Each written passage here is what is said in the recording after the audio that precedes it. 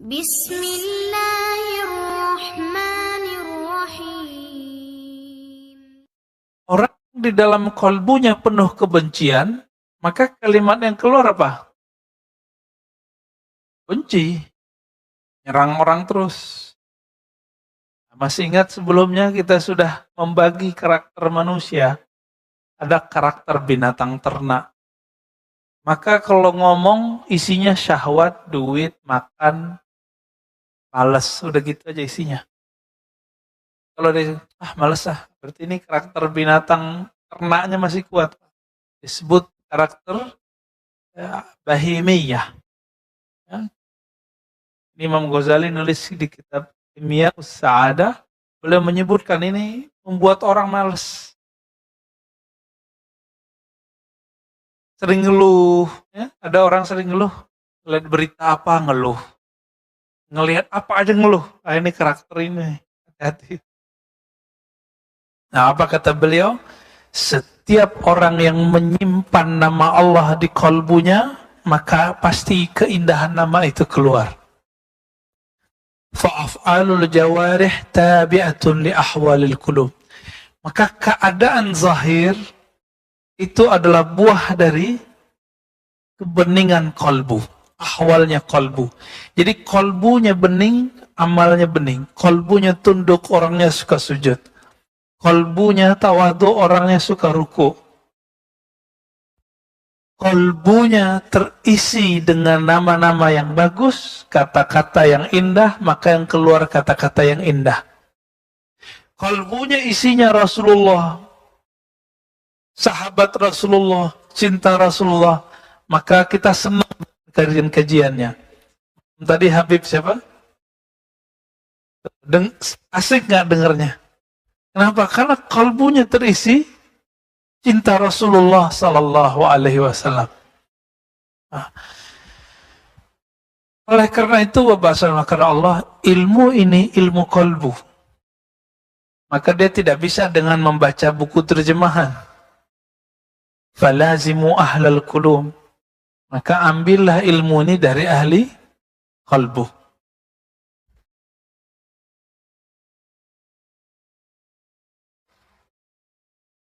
Apa kata beliau di sini? Orang yang di dalam kolbunya ada kejahilan kepada Allah, maka ketika dia berkata-kata, ketika dia berbuat, pasti ujungnya jahiliyah. Tapi jika di dalamnya mengenal Allah, maka orang itu sudah punya arah. Siapa yang punya arah dalam hidup? Orang yang mengenal Allah. Kita mau ngapain sih? Ya. Perjuangan kita mau ngapain? Ya mohon maaf, pengurus masjid, ini ngurus masjid buat apa? Mau gagah-gagahan, mau khidmah kepada Allah, atau mau apa? Orang yang konflik di satu yayasan, satu pesantren, sama Pak. Jadi konflik seperti yang ada di satu masjid, itu di pesantren juga terjadi. Pesantren ustadz enggak semua. Ustadz semua, kejadian di mana-mana, tanya semua pesantren. Dan itu sudah lumrah. Maka beliau katakan, ya di kalimat sebelumnya kan ada. La tastaghrib wuqu'ul aqdar manumta fi hadhihi dar. Kenapa dunia ini begini? Udah masjid aja masih polemik, ya yayasan pesantren aja masih polemik, majelis polemik. Bahkan majelis para syekh sufi yang katanya hatinya penuh dengan nama Allah, wiridan, zikir, berjamaah, itu ada konflik. Konflik internal ada. Kenapa? Setan itu kan tinggi ilmunya. Setan itu ribuan tahun zikrullah, Pak. Maka kalau orang membanggakan zikirnya, itu lewat sama setan. Ya gak cukup zikir untuk ngelawan setan. Harus ada ma'rifatullah, mengenal Allah. Kalau enggak mengenal Allah, lewat sama iblis. Nah, dan ma'rifatullah itu, mengenal Allah itu basicnya satu. Akidah syariat. Maka setiap ilmu mengenal Allah yang bertentangan dengan syariat pasti batal. Tapi banyak orang yang ilmunya zahir-zahir doang, nggak mau masuk ke bagian ma'rifat ini. Pikiran kita, makanannya adalah berpikir. Berpikir mengatakan iya tidak, masa sih gitu. Badan ini makanannya yang zahir, minumannya ya ini. Kalau kalbu, makanannya apa? Nama Allah. Maka harus dilatih semua, harus dikasih Pak. Ya mohon maaf, mau dia kiai, mau dia ustadz, kalau nggak punya waktu bersama Allah setiap hari, kalbunya pasti tertawan oleh dirinya sendiri. Nggak perlu setan, diri sendiri. Kita kan merasakan pada diri kita sendiri. Tertawan oleh dirinya.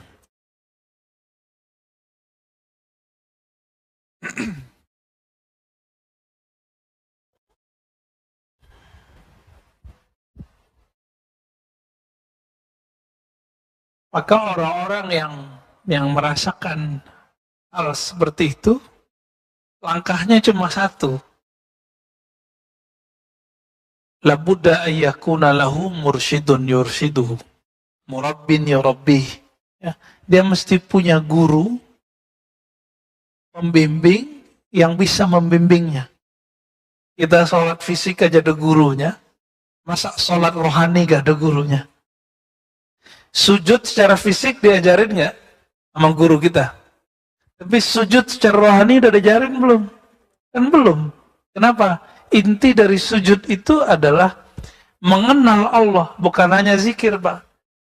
Nah, inilah rahasianya ketika disebut kenapa kita kalau sujud ruku baca subhana rabbiyal azim atau subhana rabbil a'la atau subhanakallahumma wa bihamdika. Ternyata ketika Nabi naik ke arasy sana, sebelum naik, Nabi melewati langit pertama, langit kedua, ketiga, keempat, sampai ketujuh. Apa kata beliau? Yang saya dengar, malaikat, ada satu malaikat, dia kalau berzikir, Subhanal Aliyyil A'la, Subhana Rabbiyal A'la, Subhanak haitsu kunta, Subhanaka haitsu kunta, Subhanak. Isinya para malaikat itu subhanallah, subhanallah, subhanallah. Ketika kita sholat, baca subhanallah, subhana rabbil azim, subhana rabbil a'la, itu udah sama kayak ibadah seluruh malaikat yang ada di langit sana, Pak. Syaratnya satu, mengenal yang kita sebut, yaitu Allah subhanahu wa ta'ala. Malaikat itu dari awal dicipta bacanya satu aja, subhana rabbil a'la wa bihamdi, subhana rabbil azim bihamdi. Apa? Jadi malaikat A subhana rabbil a'la, malaikat B subhana rabbil azim, malaikat ini subhana rabbil azim bihamdi. Semakin banyak zikirnya, semakin mulia malaikat itu.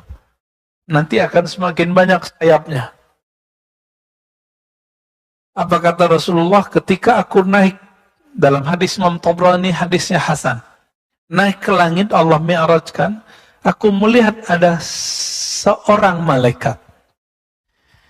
Jika dia ingin menembus langit dan bumi sekejap, maka dia akan menembusnya. Jika dia ingin menutup langit dan bumi sekejap, dia akan menutupnya.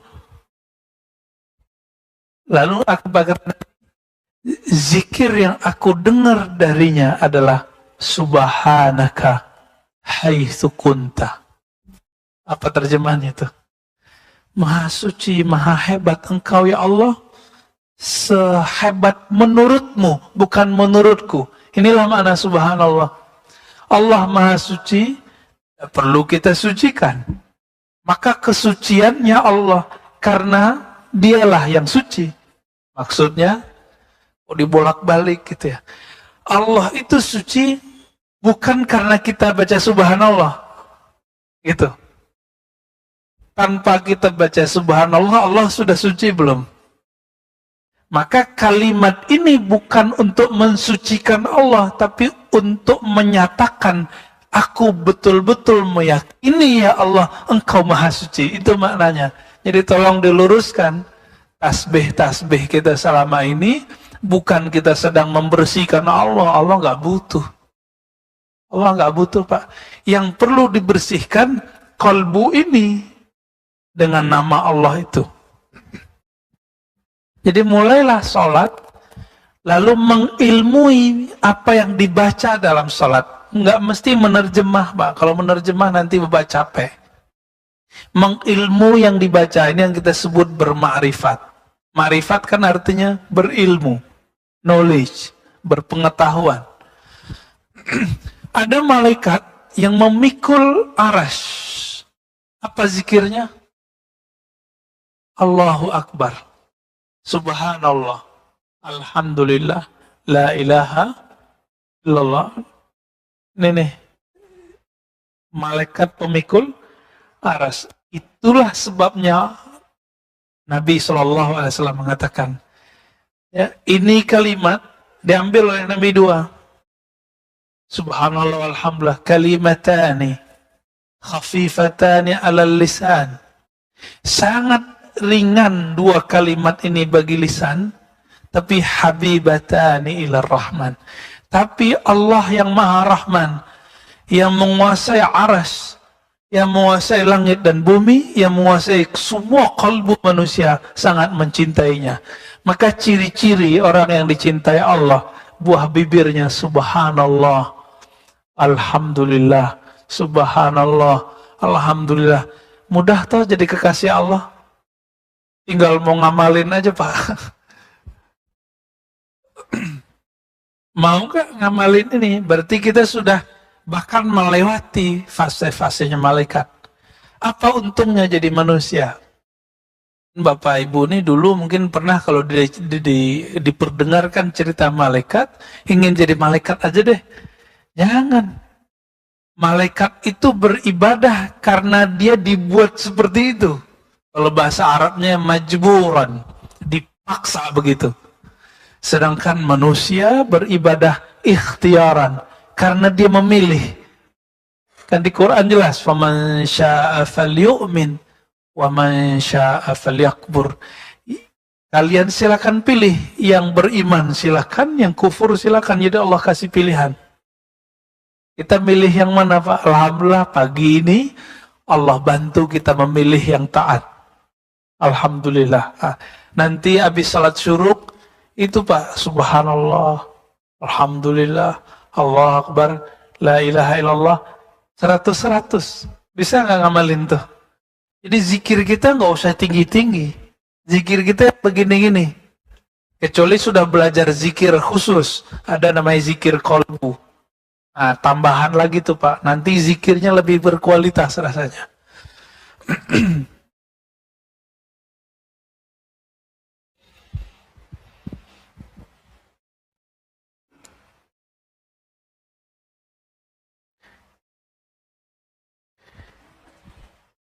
Jika di dunia itu banyak orang-orang yang mengejar dunia, tapi sebelum mereka mengejar dunia, ada yang minta doa dulu kepada ahli kolbu, benar nggak? Orang, ini saya pernah cerita juga, sebelum nyalon jadi anggota DPR, datang ke siapa? Ke kiai nggak? Si kiainya nggak suka dunia. Udah jadi gubernur dia, udah jadi anggota DPR, nanti minta doa lagi supaya posisinya aman. Mintanya ke siapa? Nah, maka ini pejabat-pejabat, artis-artis, pedagang-pedagang, pengusaha-pengusaha, kata Imam Syafi'i, dan itu terbukti sampai hari ini. Jika ia mendekati orang alim, ahli zikir, ahli kolbu, niatnya bukanlah ingin mengenal Allah, kebanyakan, tapi ingin mempertahankan posisinya di dunia. Kenapa? Di kolbunya hanya ada ma'rifatud dunia, mengenal dunia, cinta dunia. Tapi dia mintanya kepada, ini plus juga, Pak, masih syukur dan minta kepada wali Allah, coba mintanya ke dukun. Nah, ini kejadian kan, artis-artis punya guru spiritual yang barusan meninggal ini, ritualnya pakai apa tuh? Narkoba ya.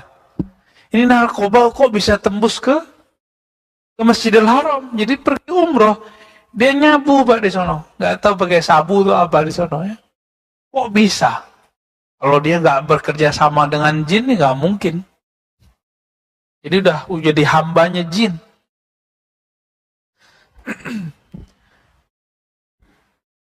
Di antara orang alim, kenapa ada orang alim yang berkarisma? Kita lihat. Ini karismanya grade-nya A, yang ini grade-nya B, ini C. Kita berasa begitu. Kenapa, Pak? Karena kemuliaan seorang alim tergantung ilmu yang disimpan di kolbunya. Ahli fikih, kemuliaannya di ilmu fikih, ilmu zahir, yang tampak-tampak. Maka ilmu yang tidak tampak, dia nggak bisa bahas. Jadi ahli fikih itu nggak akan bisa membahas soal khusyuk. Kalau dia bahas soal khusyuk, kita ketawa. Atau malah nyusahin orang. Ciri-ciri ahli fikih kalau bahas soal khusyuk apa?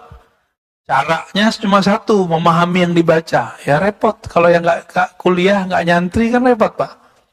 Kuliah agama atau santri di pesantren. Ini bapak-bapak ini akan kelimpungan. Di sini dulu ada kursus bahasa Arab. Hasilnya apa? Ya? Kita bertahun-tahun ngaji, Pak. Banyak yang nggak jadi di pesantren. Tanya teman-teman kita yang tamat pesantren. 6 tahun, 7 tahun di pesantren, pas kuliah hilang. 6 tahun di pesantren, dagang hilang. Jadi PNS hilang. Kok bisa begitu? Ya begitulah ilmu. Ilmu kalau nggak diasah, nggak ada asa, pergi deh. Ada ahli kolbu. Ahli kolbu ini bertingkat-tingkat juga. Ada yang kolbunya bisa mengenal nama Allah, nama doang. Orang ini sudah spesial. Kalau dia doa, dia tahu cara manggil nama Allah. Ini bapak ini, kalau saya panggil, hoi, hoi, hoi, hoi, sini, mau nggak datang? Pasti nggak mau datang. Ya, ada seorang tamu saya datang ke tempat pusat kajian kita di Ciputat. Dia udah ngerasa sesuatu ya. Datang ke saya, terus tasnya di belakang. Dia trek-trekin orang belakang, sini, tas gua. Ya orang bingung, kamu manggil siapa? Sebanyak itu orang di dalam. Nggak ada yang mau ngambilin, akhirnya dia ngambil sendiri tasnya. Kenapa? Karena nggak memanggil dengan nama. Itu baru makhluk, apalagi Allah. Allah itu mengatakannya, walillahil asma'ul husna. Allah punya nama-nama yang indah. Nah, maka ada rumus, Pak. Silakan dijadikan kaidah dalam diri kita. Apa kaidahnya? Pengenalanmu kepada Allah dimulai dari pengenalanmu dengan nama Allah. Nah, seberapa banyak nama Allah kita kenal, sebanyak itulah pengenalan kita kepada Allah. Ini level 1, Pak. Orang di sini udah jadi kekasih Allah, udah wali Allah orang begini. Jadi dia tahu nama Allah. Maka jika dia berdoa, dia memanggil, itu bukan dengan lisannya dia memanggil, tapi dengan kolbunya. Kenapa? Karena Allah hanya memandang kolbu, tidak pernah memandang lisan. Innallaha yanzuru ila qulubikum. Maka orang ini sibuk mengisi kolbunya, bukan mengisi lisannya. Hamba makan Allah, coba orientasi kajian kita sekarang, orientasi mewarnai kolbu, mengisi kolbu. Apa yang dipandang coba kolbu, yanzuru ila qulubikum, udah jelas itu dalam hadis yang sahih. Allah cuma pandang kolbu. Maka jangan berpakaian, berpenampilan kecuali niatnya untuk menjaga kolbu. Nah, ini kan berat nih, pakai gamis kayak saya ini misalnya ngerasa diri suci kan repot. Padahal pakaian begini ya orang nggak bener juga di Arab pakai baju begini, Pak. Tapi karena saya punya memori, guru saya waktu ngajar dulu bajunya begini. Maka setiap kali pakai baju ini ingat guru gitu Pak. Kalau ingat guru, ingat ilmunya, disebutlah ini rabitah. Ya. Ingat ikatan kolbu dengan guru. Ini sederhananya begini. Biasanya yang begini perempuan Pak, istri, ya, perempuan secara umum. Perempuan tuh paling ingat simbol. Dikasih hadiah, dikasih baju, dikasih cincin, dikasih... Ya, begitulah dia ingat terus. Maka bapak ini bisa jadi lupa kapan istrinya lahir, kapan anaknya lahir, ya enggak? Lupa nggak? Kalau istri mungkin nggak lupa, anak yang lupa. Sering lupa, ya kan? Karena kita suka melupakan memori, sedangkan bagi perempuan itu penting. Kenapa? Perempuan diberi Allah kelembutan hati, maka ciri-ciri orang yang lembut itu suka mengingat, Pak.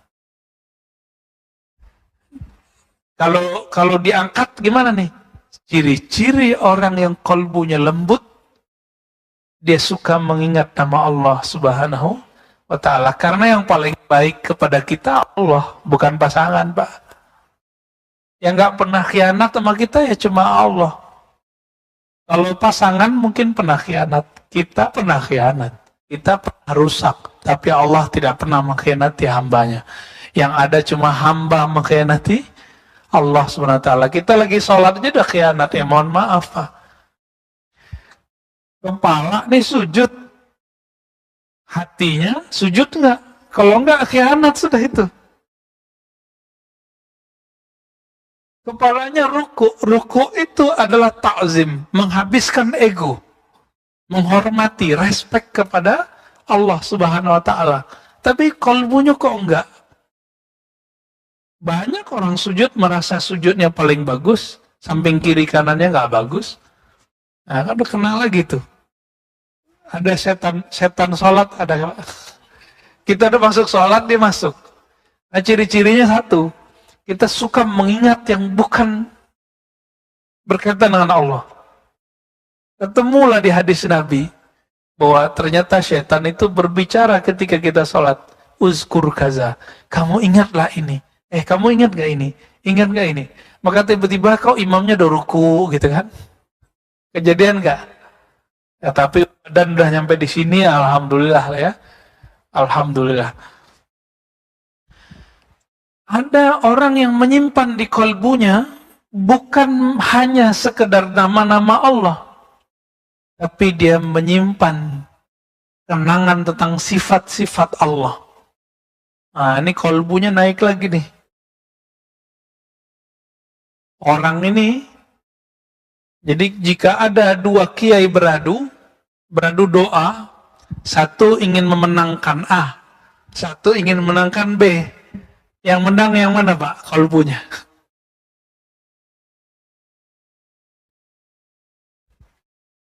Yang sudah sampai mengenal sifat Allah.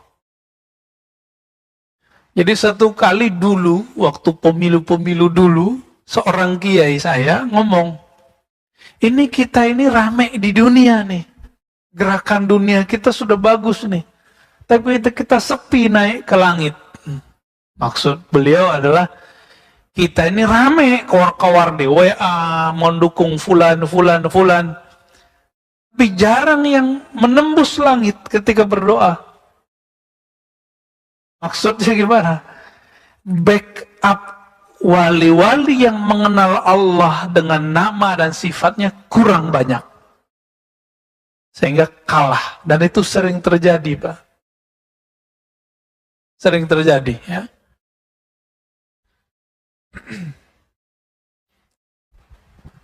Di antara wali-wali itu, ada yang paling tinggi. Jika di masa kenabian, nabilah orangnya. Jika setelah masa kenabian, maka wali yang disebut Al-Ghaus, Al-Qutub Al-Ghaus. Yang mana suatu wilayah akan diberi hujan karena doanya. Bala diangkat, nggak diangkat, kalau diangkat tangan, Pak. Berarti sekarang beliau belum angkat tangannya. Corona masih ada kan? Benar nggak? Imam kita kena apa? Kurang yakin apa lagi? Cuma jangan terlalu horor, jangan terlalu sering-sering nonton berita. Saya sarankan cukup seperlunya aja Pak. Kalau perlu nggak usah nonton, kita sama-sama tahu aja lah. Ya, ya sama-sama tahu aja kalau emang COVID ada kok. Bahkan bermutasi cepat sekali. Dia flu tapi lebih ganas kira-kira begitu. Kalau Donald Trump bilangnya apa? Fluhan ya. Sekarang udah pindah dia, Pak. Udah dipecat deh oleh masyarakatnya sendiri. Itu kejadiannya Amerika kan lucu, Pak. Negara demokrasi katanya ya, tapi anarkis. Benar nggak?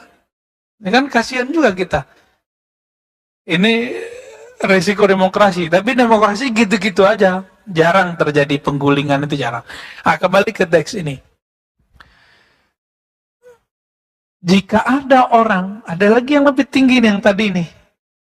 Di masanya, dia mengenal rahasia zat Allah Subhanahu wa Ta'ala, maka orang inilah nabi di zamannya. Kalau hidup di zaman kita masih ada nabi nggak? Nggak ada nabi. Maka kita sering kasih tahu, Nabi Isa kalau turun nanti, walaupun beliau seorang nabi, tapi pangkat itu nggak berlaku. Beliau nabi, iya, tapi pangkat itu nggak berlaku. Bahkan beliau nanti bertugas menutup kewalian umat Nabi Muhammad. Betapa canggih dan mulianya umat kita. Penutup kewaliannya adalah seorang nabi, yaitu Nabi Isa alaihissalatu wassalam. Nah, ini kolbu-kolbu para nabi dan wali-wali yang agung itu isinya adalah mengenal zat Allah SWT. Yang kalau mengenal ini gak bisa dibahasakan dengan bahasa yang mudah. Salah ngomong dikit bisa zindik, Pak. Ya. Nah, di antara mereka ini, nah, jika beradu nih Pak, kiai yang mengenal asma, kiai yang mengenal sifat, kiai yang mengenal zat. Kalau beradu doa di langit, siapa yang menang? Yang mengenal zat Allah. Ya samalah di dunia ini, orang yang megang wali kota, orang yang megang gubernur, sama yang megang presiden, mana yang menang? Nah, kira-kira begitu Pak. Paham di situ ya?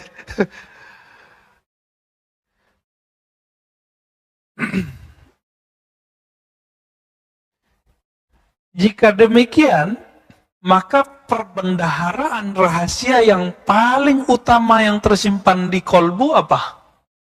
Mengenal dunia atau mengenal Allah? Mengenal Allah pastinya. Ya. Di antara kita nih, mungkin Bapak ini ada yang doktor, ada yang MA, ada yang direktur tadinya, ada yang ini dan itu, ada yang kaya, tajir, tapi bisa jadi imam nggak? Kenapa? Nggak bisa, karena di kolbunya tidak ada Al-Quran 30 juz. Yang maju ke depan yang 30 juz. Karena kolbunya ini membuat beliau Allah tempatkan di depan. Kira-kira seperti itu, ya. Mau atasan, ya tetap aja ya. Di belakang, mohon maaf, bokongnya imam. Benar gak Pak Mirwan? Kenapa? Karena beliau punya Al-Quran. Al-Quran itu kalam Allah. Nah, inilah maknanya. Jadi orang itu mulia sebanyak apa aset-aset Allah ada dalam dirinya. Gitu. Yang membuat dia bisa berkoneksi dengan Allah Subhanahu wa Ta'ala. Sebanyak itulah, setinggi itulah kemuliaannya di sisi Allah Subhanahu wa Ta'ala. Sampai jam berapa Pak? Saya ada 2 menit. Oke, mau tanya jawab? Waduh, belum nambah hikam nih Pak, baru 1. Tapi ini sudah mengena sekali, saya pun sangat terpukul dengan kalimat ini. Ya, sangat tertampar dengan kalimat ini. Karena hari-hari kita lebih banyak sibuk dengan selain Allah daripada dengan Allah. Ya, ngeceknya pas sholat aja Pak. Kalau sholat udah mulai nggak nikmat, wah berarti saya udah ngerasa Kebanyakan ngapain nih? Nonton Joe Biden nih kayaknya. Ya, baik. Silakan Bapak senamakan Allah, ikhwan fillah, jika ada yang mau disisikan, ditanyakan, tafadhol. Ya. Sedangkan yang kedua, karakter yang mana? Masih ingat? Karakter binatang buas. Nah, binatang buas ini mau cari kesalahan orang terus. Ingin menguasai orang terus. Ini kelihatan dari diksi-diksi kalimatnya. Kalau dia seorang suami istri, pengennya menguasai pasangannya. Pengennya menghardik pasangannya. Pengen nyari kesalahan di keluarga. Jadi di rumah tuh nggak ada yang nyaman. Jadi kenapa di rumah kita sering tengkar misalnya? Itu karena karakter ini masih dipelihara. Kalau dia seorang guru, seorang mu'alim, seorang ustadz, maka mimbar-mimbar jadi kotor, Pak. Mimbar-mimbar jadi kotor. Cuma karena beda politik, kalimat sesat keluar. Kalimat-kalimat kafir keluar. Nah, hati-hati ini. Ini kita sudah melalui di tahun-tahun sebelumnya. Semoga tahun ke depan nggak terjadi lagi itu. Berapa banyak kantor-kantor di zaman-zaman pemilu kada sebelumnya, masjidnya itu betul-betul bikin sakit telinga, Pak.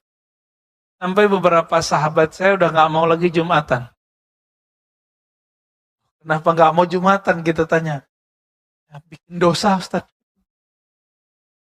Apa yang terjadi? Oh, ternyata masjid, mimbarnya sudah menjadi ajang orang menyampaikan luapan emosinya. Nah, ini menyedihkan.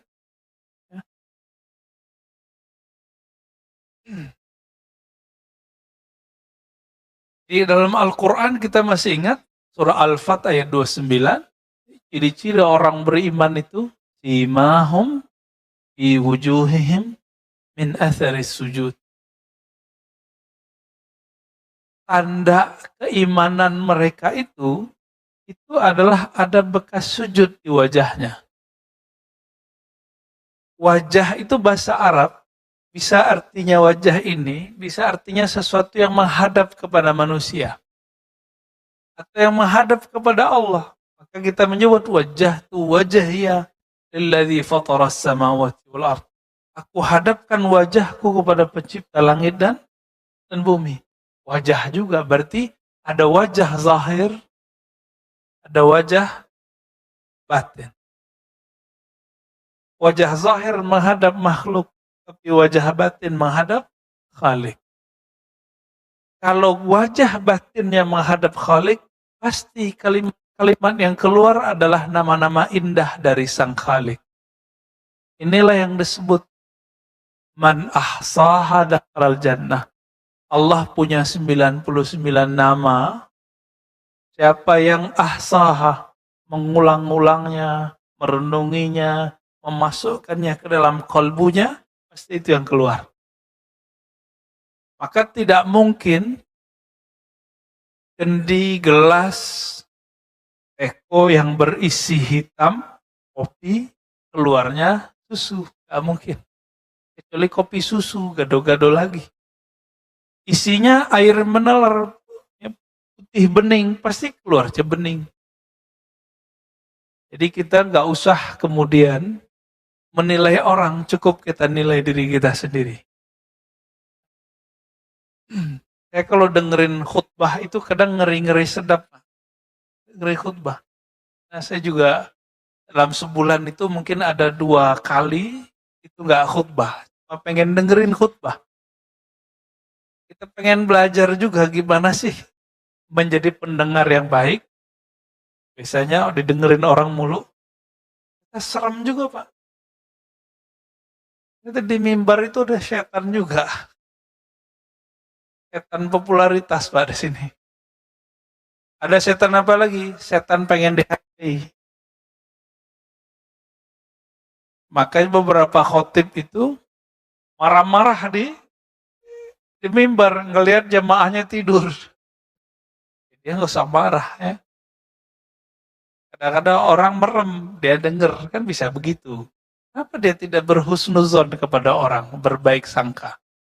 Nah, penyakit orang hari ini suka berburuk sangka. Nah, berburuk sangka itu sifat dari yang ketiga, Pak, setan. Nah, karakter ini banyak pada kita. Jadi kita nggak usah bermusuhan sama setan dulu, bermusuhan sama diri dulu. Inna ada eka mabanyana janbay. Imam At-Tabari ketika menyebutkan bekas sujud ada di wajah mereka, sujud di situ artinya kerendahan hati. Betul kalau orang dia kuat sujudnya, jidatnya hitam. Itu juga masuk. Tapi jidat hitam itu zahirnya, batinnya apa? Ada ketundukan di dalam hatinya. Sujud intinya apa? Ketundukan atau sekedar kepala kita ke bawah? Ketundukan. Maka bapak-bapak yang Allah kasih jidatnya hitam harus lebih tunduk dari kita yang jidatnya gak hitam. Ya, itu amanahnya berat tuh. Ya. Kadang-kadang setan itu ngomong, waduh, jidatmu hitam nih, kamu ahli sujud nih, hati-hati. Kita baca aja ta'awuz, a'udzubillah minasyaitonirrajim. Kadang-kadang gak lewat jidat, Pak, lewat kopiah.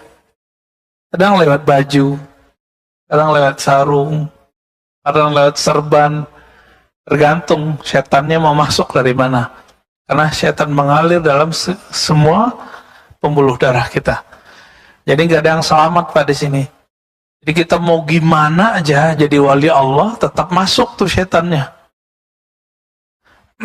Hanya satu yang tidak bisa diakses oleh setan, qalbu. Nah, saya sudah pernah sebutkan sebelumnya. Imam Suhrawardi mengatakan dalam kitab Awariful Ma'arif, setan iblis itu meminta izin kepada Allah, ya Allah, izinkan aku untuk bisa masuk kepada kalbu manusia, akses was-was kalbu manusia. Apa kata Allah? Tidak boleh, ya, tidak diizinkan. Kenapa? Kalbu itu hanya tempat nama Allah.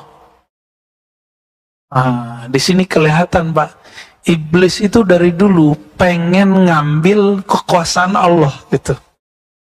Kenapa iblis itu jadi iblis? Karena dia ingin menjadi sekutunya Allah. Maka Allah kasih tahu, kamu hanya dapat izin masuk melalui pembuluh darah hambaku. Gak boleh masuk ke kolbu. Kolbu itu raja. Jadi iblis itu karena keinginannya menyaingi Allah, maka dia terlaknat di sisi Allah Subhanahu wa Ta'ala. Tapi coba dilihat di sini, iblis bisa ngomong kepada Allah nggak? Berarti iblis itu secara kasar, penyingkapan rohani, itu dia bisa bertemu Allah. Maka tidak jaminan orang yang dibukakan kolbunya, pikirannya alam gaib, lalu dia jadi benar. Itu sebabnya ilmu-ilmu kebatinan tidak selalu membuat orang dapat hidayah. Kenapa? Kadang-kadang kemampuan dia mengakses alam gaib itu membuat dia tambah sombong. Nah, sekarang agak menyeramkan ini. Di YouTube itu banyak sekali sekarang konten-konten yang berisi kebatinan. Akhirnya semua orang bisa mengakses. Ya, ke depan lihat aja, Pak, bahkan banyak orang aneh-aneh nanti ngomong aneh aja, ya. Jadi Imam At-Tabari menyebutkan selain bermakna bekas hitam di wajah, maka bekas sujud itu artinya adalah cahaya sujud. Apa itu cahaya sujud? Cahaya ketundukan. Nah, maka ciri-ciri orang yang punya pribadi sujud, dia suka ngalah. Ngalah itu bukan berarti kalah, sepakat nggak? Nabi berapa kali ngalah? Ngalah dari orang Taif. Akhirnya anak-anak orang Taif jadi mukmin semua. Yang kedua, ngalah dari orang kampungnya, Makkah. Akhirnya orang Mekah menjadi Muslim semua. Kapan Nabi ngalah dari orang Mekah 2 kali? Pertama saat beliau keluar. Ngalah itu. Kamu polemik. Yang kedua, tahun ke-6 Hijriah. Udah nyampe di gerbang Mekah, diusir. Kira-kira gimana Pak? Kita banyak nih, rame nih. Kita hancurkan Mekah bisa? Umar mengatakan, ya Rasulullah, apakah agama kita benar? Apakah engkau benar-benar Rasul? Kok ngalah gitu? Jadi dalam pikiran Sayyidina Umar, benar itu mesti menang. Sedangkan dalam targetnya Nabi, menang itu belum tentu benar. Ya, gimana yang dicari? Cari kemenangan dengan cara yang benar. Ternyata itu tahun ke-6. Baru terbuka 2 tahun lagi. Tahun ke-8 tidak banyak. Boleh dikatakan tidak ada pertumpahan darah kecuali yang melanggar perjanjian. Menang benar itu Nabi. Maka kadang-kadang orang-orang, ya mohon maaf, anak-anak muda itu kalau berjuang punya harokah itu nggak sabaran, maunya berontak aja ya. Nah ini kolbunya belum dirawat sebenarnya. Nah, kita dulu juga begitu.